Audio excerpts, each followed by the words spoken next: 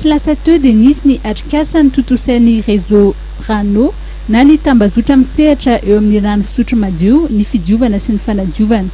Ny tambazotro io dia niforona ny taona 12 mpiantsehatra samihafa no hita ao aminy. Fantatra fa raha misy tetikasa hita fa mahomby eo amin'ny faritra iray dia zahana zaraina izany traikefa izany. Tanjona zany dia hoe misy code de l'eau, assainissement, hygiène izay volavola amin'izao fotoana izao.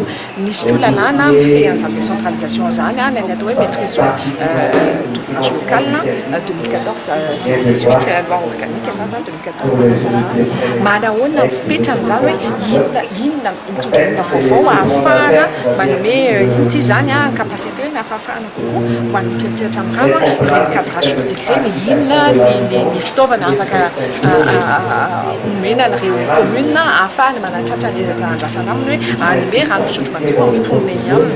Ohatrohatr'izay zany dia fizarana atao rehefa misy atrikasa atao. Rano fanamariana izay noentin'ny tompon'andraikitry ny rano avy eo anivon'ny site 430 mponina amin'izao no mahazo rano fisotro madio ary eo amin'ny 290 isan-jato no mahazo fotodrafitrasa fidiovana sy fanadiovana. Ny fanamby hotratrarina ny amin'ny taona 20 dia ny ahatratra 220 isan-jato ny tahan'ny olona mahazo rano fisotro madio ary tsy hisy intsony ny olona hivoaka ankamilamanjany fa ampiasa trano fivoahana nakabony avokoa. Anisan'ny tsy nahatrarana ny tanjona tamin'ny taona 2024 itibo ny tsy fahampiny ny famatsiam-bola sy ireo sakana samihafa.